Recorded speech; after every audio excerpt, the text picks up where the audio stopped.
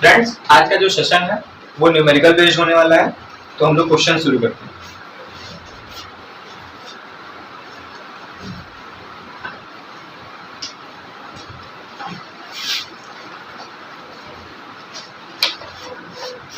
Late vector A is equal to I cap plus J cap and vector B is equal to 2I cap minus J cap. The magnitude of coplanar vectors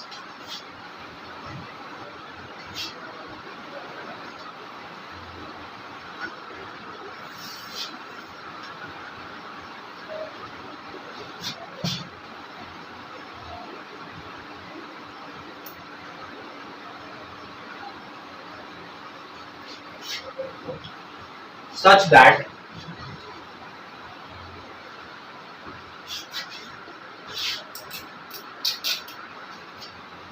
vector A dot product vector C is equal to vector B dot vector C is equal to vector A dot vector B is given by। तो आपका इसमें question है let vector A is equal to I cap plus J cap and vector B is equal to 2I cap minus J cap, the magnitude of coplanar vectors, जो coplanar vectors का magnitude है such that इस तरह है कि A dot C is equal to B dot C is equal to A dot B is given by। तो ये जो A dot C, B dot C और A dot B है, ये किसके बराबर है, कौन सी न्यूमेरिकल वैल्यू के बराबर है, ये हमें फाइंड करना है। तो शुरू करते हैं। अपने पास वेक्टर A है, वेक्टर बी है, डॉट प्रोडक्ट कैसे निकालते हैं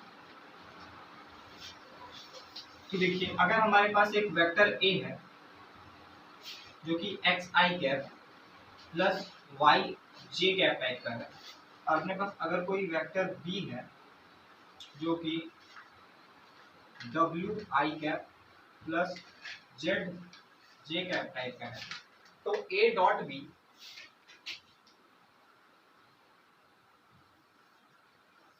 हो जाएगा आपका X W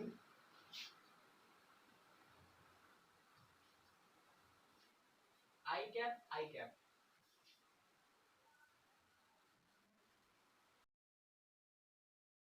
plus Y Z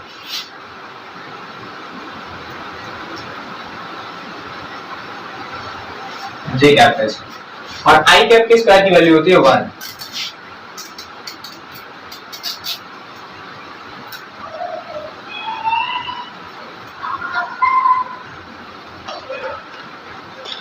तो A डॉट B की वैल्यू हो जाएगी X W plus Y Z. हम लोग क्वेश्चन सॉल्व करते हैं।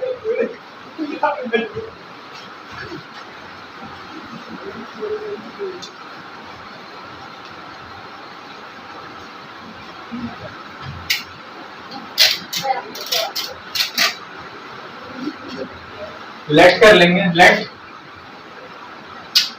Vector C is equal to x I cap plus Y J cap. Vector A अपने पास दिया हुआ है,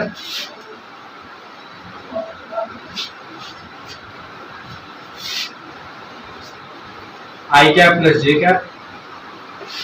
वेक्टर बी अपने पास दिया हुआ है 2i कैप माइनस जे कैप। हम निकाल लेते हैं ए डॉट बी।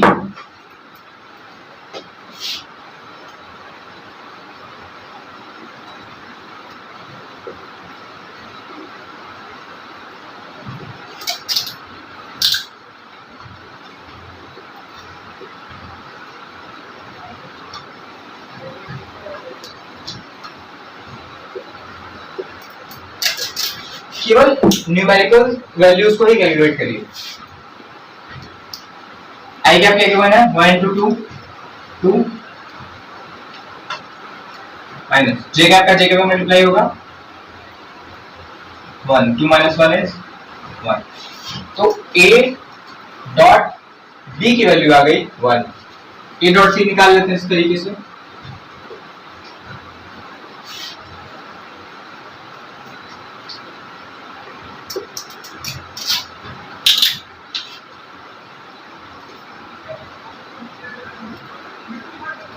वन का एक्स मल्टीप्लाई होगा, जे कैप का जे कैप मल्टीप्लाई होगा।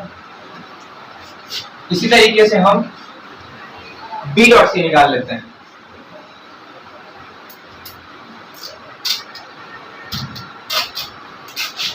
Vector B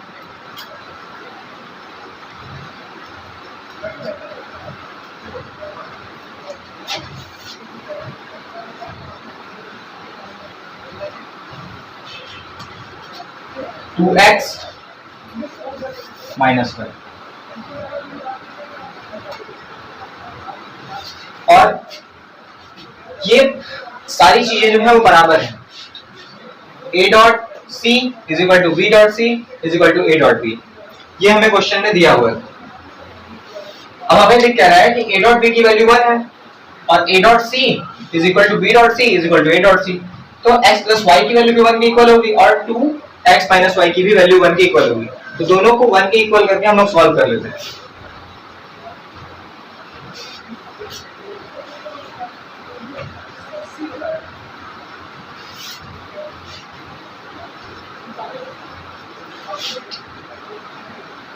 x plus y is equal to 1, 2x minus y since vector A dot vector C is equal to vector B dot vector C is equal to vector A dot vector B। ये हमें given था, ये सारी values दोनों बराबर है, इन दोनों को ऐड कर लेते हैं। Then 3x is equal to, ये दोनों कैंसिल हो जाएगा, 2x की वैल्यू 2/3। पहले यहाँ से x की वैल्यू भी हम पुट करेंगे तो y की वैल्यू आ जाएगी 1 minus 2/3 which is 1/3।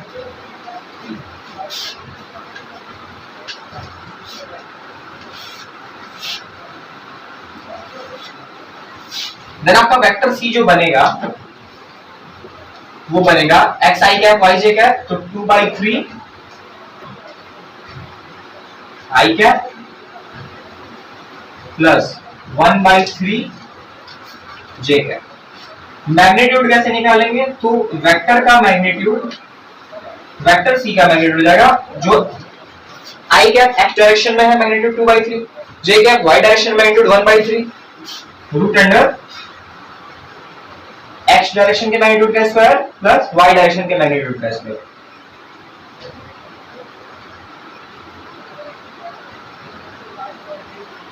To two the 4 1 denominator में 9 9, तो आपका आ जाएगा रूट अंडर 5 अपॉन में 9। ये आपका आंसर हो गया। इस तरीके से हमारा पहला क्वेश्चन कंप्लीट हुआ। हम लोग अगले क्वेश्चन पे चलते हैं।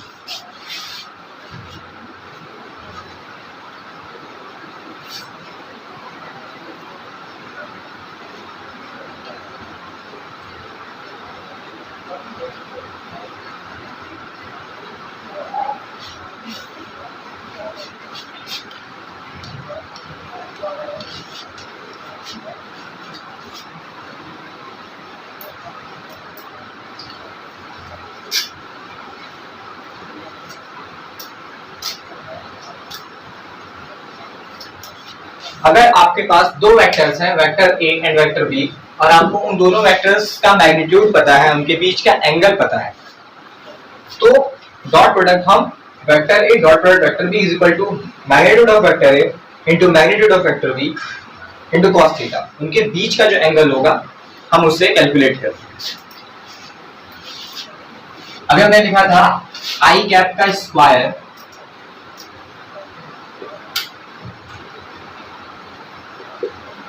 Is equal to 1, I cap क्या है, यूनिट वेक्टर है। अब देखिए किसी वेक्टर का उसी वेक्टर के साथ एंगल कितना होगा? 0 डिग्री।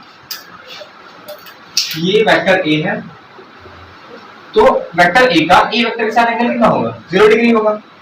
हम लोग यहाँ पे कैलकुलेट करते हैं। आई कैप के स्क्वायर का मतलब है आई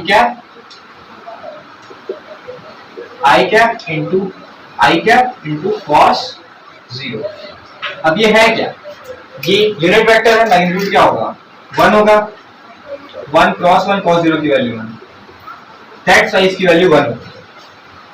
okay,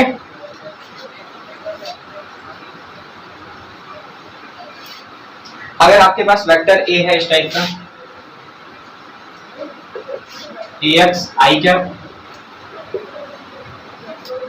ay j cap, az k cap, और वेक्टर बी है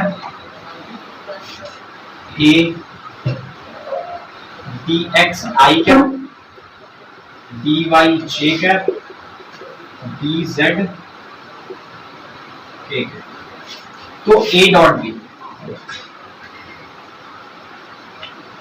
पहले ax आई कैप जो है वो bx आई कैप से मल्टीप्लाई होगा, ये इससे मल्टीप्लाई होगा, यहाँ के पास आएगा ax bx आई कैप का स्क्वायर हो जाएगा, आई कैप का स्क्वायर यानी कि मैग्नीट्यूड 1 हो जाएगा, उसकी वैल्यू 1 हो जाएगी।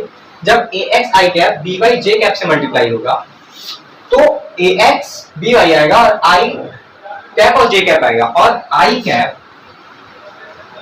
j कैप और k कैप, ये तीनों यूनिट वेक्टर जो है वो एक दूसरे के ऑलवेज परपेंडिकुलर होते हैं। अब देखिए आई कैप जे कैप के परपेंडिकुलर होगा, then I cap J cap, तो इनकी मल्टीप्लिकेशन से क्या आएगा? I cap J cap cos theta, इनके बीच एंगल कितना? 90 डिग्री, cos 90 की वैल्यू 0, दैट्स वाई आपका ये जो प्रोडक्ट आएगा ये 0 हो जाएगा। उसी तरीके से जब आई कैप के कैप से मल्टीप्लाई होगा तो इनके बीच का एंगल भी 90 डिग्री है। ये कोई ऐसा वेक्टर है बाहर निकला हुआ परपेंडिकुलर, तो ये भी वैल्यू 0 हो जाएगी cos 90 की वजह से। दैट्स व्हाई हम इसका प्रोडक्ट इसके साथ नहीं लिखेंगे, इसका प्रोडक्ट इसके साथ नहीं लिखेंगे, ऐसा डॉट प्रोडक्ट में होगा। आगे देखिएगा अगला, यानी कि x कैप का x कैप आई कैप का आई कैप मल्टीप्लिकेशन होगा, y कैप का y कैप मल्टीप्लिकेशन होगा,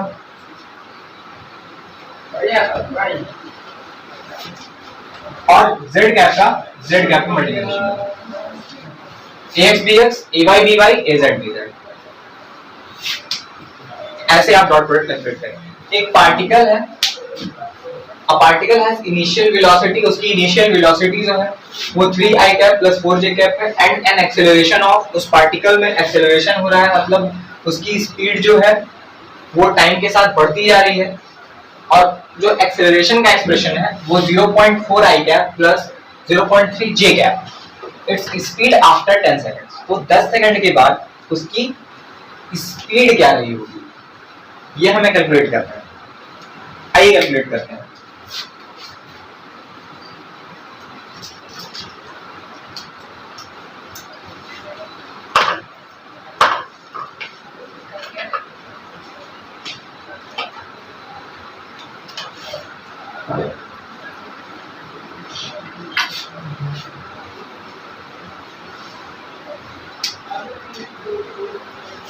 स्पीड आफ्टर 10 सेकंड्स, फॉर्मूला लगाते हैं एक्सेलरेशन,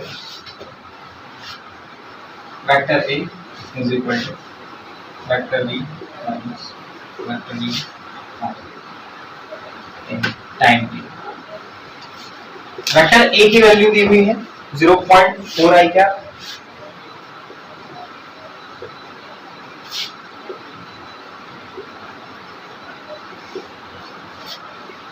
फाइनल राशि हमें कैलकुलेट करना है, minus u 3i cap plus 4j 10 time t 10 second के बाद बोला था 10 से मल्टीप्लाई हो जाएगा। अगली लाइन में करना 4i कैप, ये टाइम आएगा plus 3j cap is equal vector b minus 3i cap minus 4j। 3 I cap इधर आ जाएगा, तो 4 प्लस 3 ये हो जाएगा 7 आई कैप, और ये भी इधर जाएगा 7 जे कैप इक्वल टू, देन आपका वेक्टर v जो होगा वो 7 आई कैप प्लस 7 जे कैप हो जाएगा। हमें इस स्पीड बतानी है, ये वेलोसिटी का एक्सप्रेशन है, ये वेलोसिटी का एक्सप्रेशन है वेक्टर फॉर्म में। तो स्पीड के लिए हमें इसका मैग्नीट्यूड निकालना होगा, magnitude of vector v is equal to root under x direction में वेलोसिटी कितनी है 7, y डायरेक्शन में 7 का स्क्वायर प्लस अगेन 7, यहां से आप 7 बाहर ले लेंगे तो आपको आ जाएगा 7/2 कितना मीटर पर सेकंड। ये स्पीड हो जाएगी 10 सेकंड के बाद। एक और क्वेश्चन लेते हैं, क्वेश्चन नंबर 3। ये हमारी 10 सेकंड के बाद उस पार्टिकल की जो स्पीड है वो ऐसे की वेलोसिटी दी हुई है, the velocity of a particle v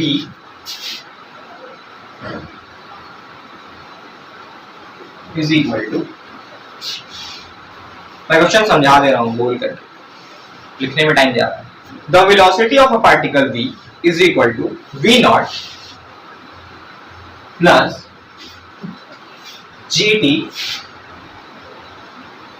plus f into T. ये पार्टिकल की वेलोसिटी दी हुई है। इफ इट्स पोजीशन, अगर उसकी position is x is equal to 0,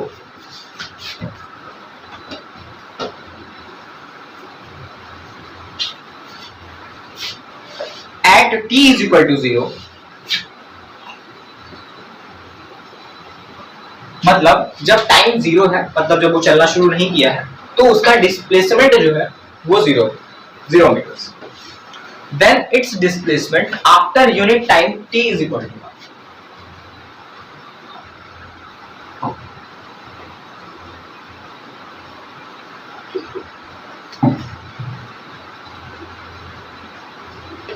देखिए ये वही क्वेश्चन, वेलोसिटी का एक्सप्रेशन दिया है और आपसे डिस्प्लेसमेंट पूछा जा रहा है, वो भी कब, जब टाइम 1 सेकेंड बीत चुका है।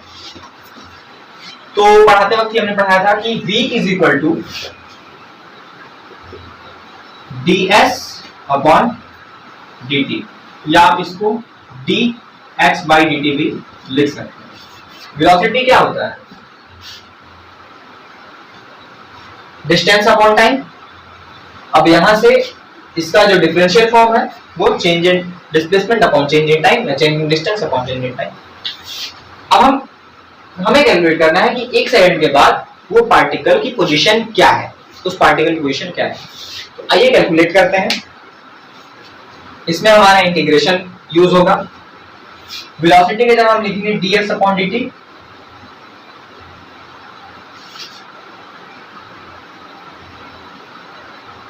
Is equal to v not plus gt plus f into t।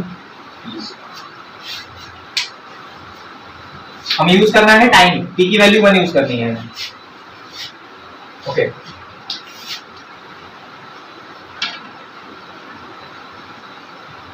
dt इधर आ जाएगा,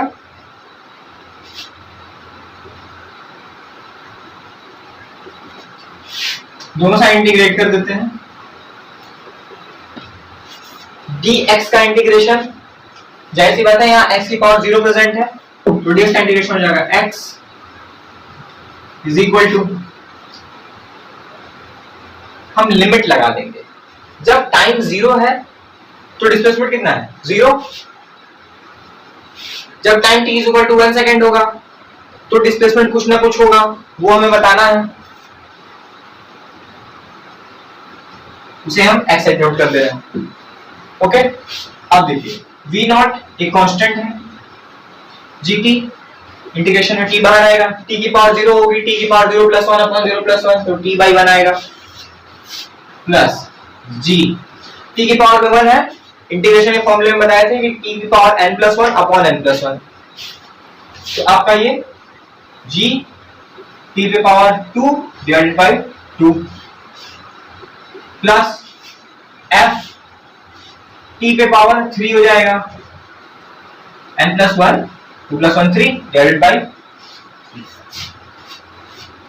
ये डेफिनेट इंटीग्रल है, इसमें लिमिट हमें पता है, पहले टाइम 0 था, ये देखिए लिख दिए, तो डिस्प्लेसमेंट 0, अब टाइम 1 सेकंड के बाद ये हुआ 1 ऊपर हमारा, डिस्प्लेसमेंट x कुछ ना कुछ आएगा। अभी देखिए क्या आता है, तो x एक बार x की जगह x रखेंगे माइनस, दूसरी बार इसके 0 रखेंगे, तो x माइनस 0 x बचेगा आपके पास is equal to b nought, t की जगह पहले 1 रखेंगे फिर 0 रखेंगे, तो 1 माइनस 0 1 ही आएगा, ठीक है भाई, b नॉट हो गया, plus g by 2 t square, पहले t की जगह 1 रखेंगे फिर 0 रखेंगे, तो 1 का स्क्वायर माइनस 0 1 ही आएगा, प्लस f बाई 3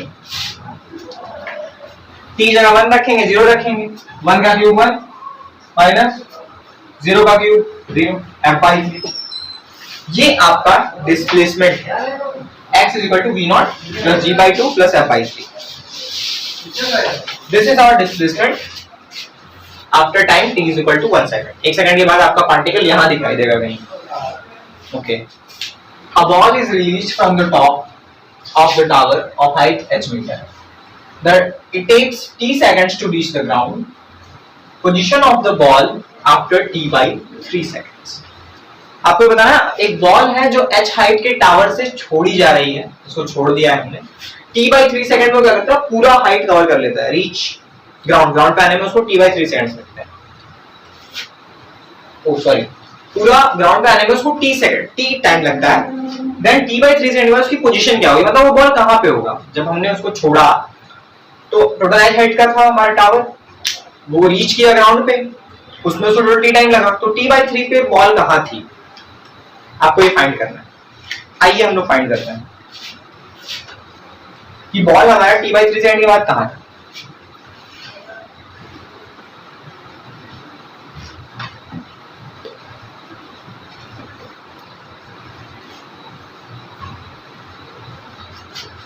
ये एच टावर की हाइट हो गई,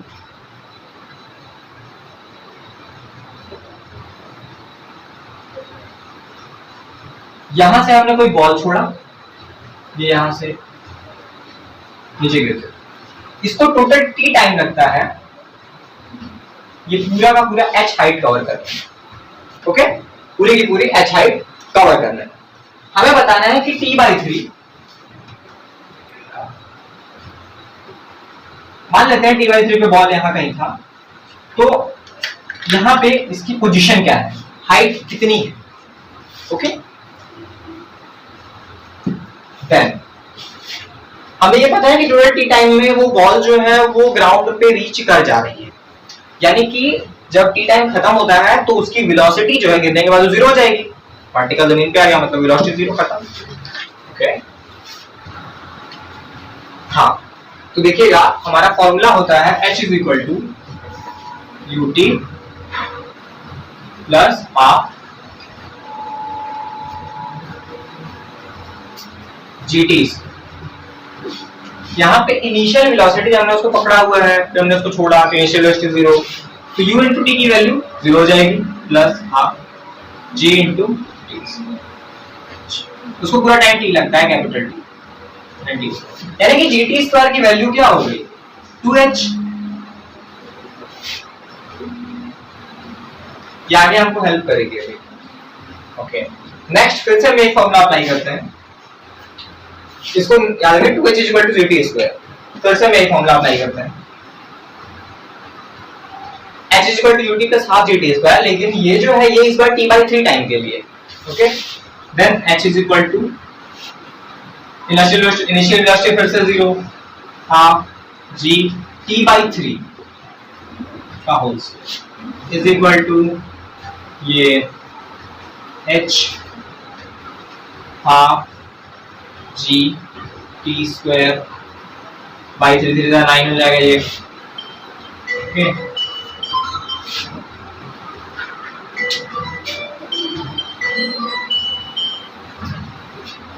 देन ये जो आपका gt स्क्वायर से हम 2h पुट कर देते हैं, अपॉन 9, ये h से h कैंसिल, तो ये जो h है इसको हम h डैश, फिर h डैश आ गया h अपॉन 9। ये जो h अपॉन 9 है ये हाइट उसने ऊपर से कवर की, ये हाइट उसने ऊपर से कवर की। अभी भी आपका बॉल ग्राउंड से कितनी ऊपर है उसको निकालने के लिए हमें क्या करना होगा, ये टोटल हाइट h थी, h बाई 9 ये हो गई, तो ये हाइट कितनी हो जाएगी, h माइनस h बाई 9, तो आ जाएगा आपका 8h अपॉन 9 मीटर। ये आपका फाइनल आंसर है, 8h अपॉन 9 मीटर। इतनी हाइट ऊपर होगी हमारी बॉल हमारे ग्राउंड से जब time t equal to t by 3 seconds हो। तो फ्रेंड्स खत्म करते हैं इसी तरीके से इस वीडियो को। आप लोग क्वेश्चन प्रैक्टिस करते रहिएगा, आगे भी हम ऐसी वीडियोस लेकर आते हैं।